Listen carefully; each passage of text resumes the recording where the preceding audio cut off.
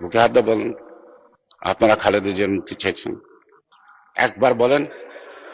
অবিলম্বে কাল বিলম্ব না করে বেগম খালেদা জিয়াকে মুক্তি দিতে হবে।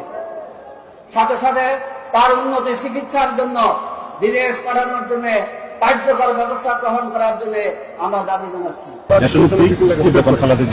দেখার জন্য আসছিলাম, তার অবস্থা আমরা ওনার বিদেশে চিকিৎসার জন্য আমাদের পক্ষ থেকে আমরা দাবি জানাচ্ছি এবং ওনার যদি কিছু হয় দেশবাসী এটাকে প্রতিক্রিয়াশীল হবে এবং যে কোনো পরিস্থিতির জন্য এই সরকার এর জন্য দায়ী থাকবে।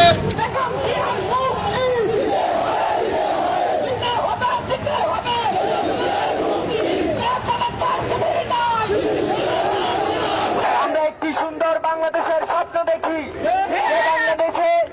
বাংলাদেশের নেত্রী খালেদা জিয়াকে জেলে